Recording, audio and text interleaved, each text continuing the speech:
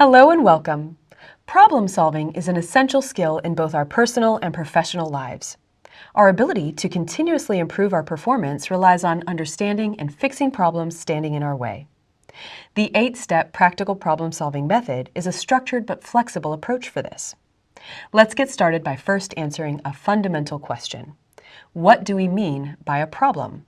First of all, we can define a problem as being any deviation from the standard.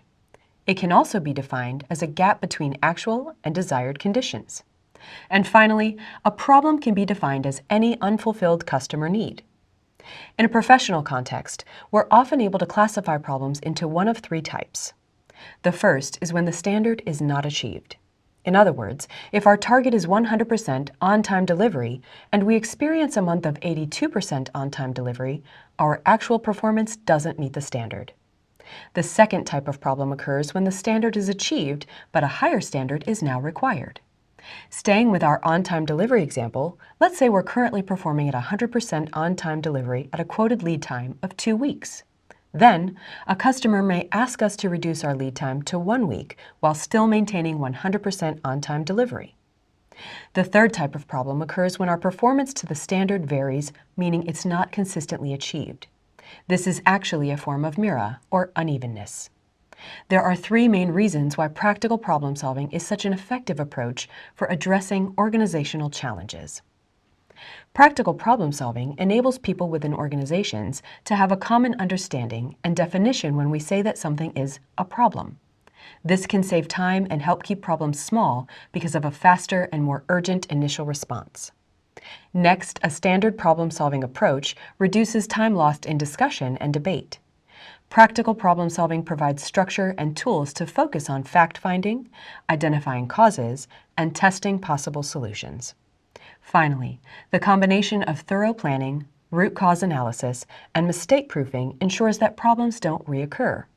This is not only a practical benefit in the terms of reducing the cost of the problem, it also improves people's motivation when they're not facing the same problem repeatedly.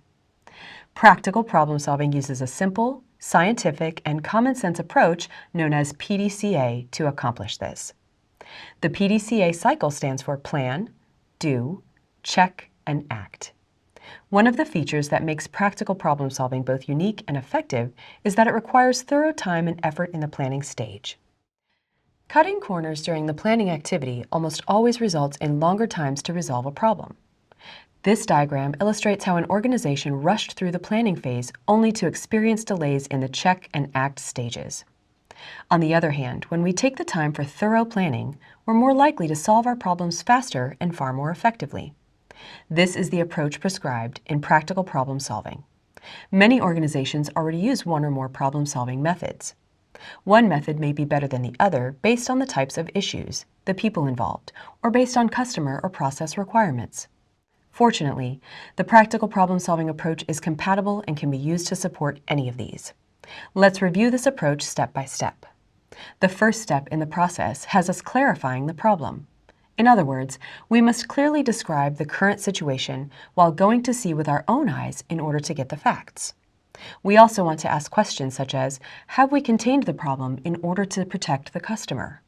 Even if this means implementing a temporary solution. The second step is to break down the problem.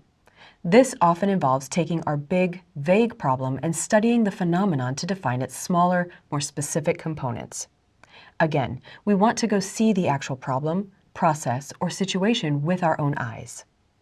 During this step, we'll also take time to study the various inputs and outputs of the process, helping us to properly scope and prioritize our efforts. Next, once we've scoped the problem, it's time to set a target that we will achieve, which is step 3. This is an important step as it forces us to make a commitment. This target should definitely be a challenge, but also something that helps limit the scope to what we believe we'll achieve. In other words, it becomes a must-do target. It's important to remember that this target should take us one step closer to the ideal condition. In other words, it doesn't have to be a big leap towards perfection. Instead, during each problem-solving cycle, we'll focus on making measurable progress. The fourth step of practical problem solving is to analyze the root causes. Once again, to do this, we must practice Genshi Genbutsu without prejudice, which means we must go and see the problems for ourselves instead of relying on what a report says.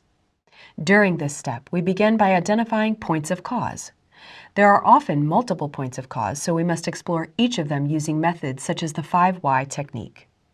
The result of thorough root cause analysis should be to identify potential actions we can take or countermeasures for one or more root causes. Step 5 is to develop countermeasures to address the root causes we've identified in the previous step. This involves making a plan that describes our actions in terms of who, what, when, and how.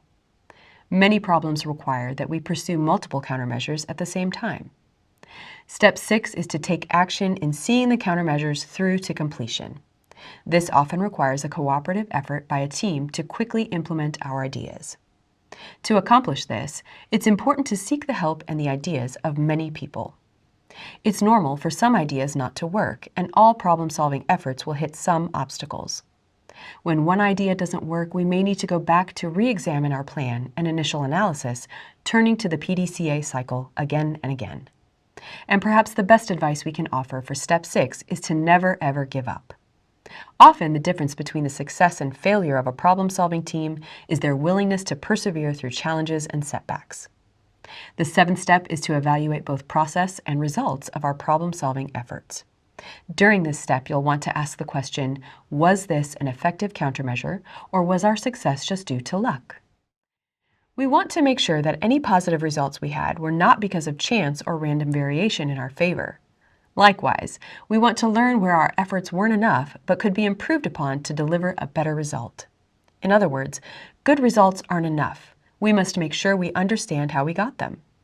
Finally, Step 8 of the practical problem-solving method is to standardize successful changes and learn from any failed experiments or shortcomings in our efforts. This final step is more than wrapping up a project. In fact, there are 4 important outcomes we must deliver. The first is to capture lessons learned from failures.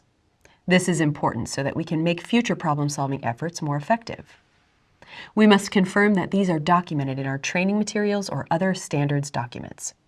Second, we must standardize our success using a process called Yokoten, which means horizontal deployment or copying and expanding good ideas to other areas. Third, we must make a plan to address any unresolved issues related to the problem. And fourth, even if there are no issues and we solved the problem, we can often identify new ideas and targets for further improvement. That wraps up our review of practical problem solving. We'll see you soon.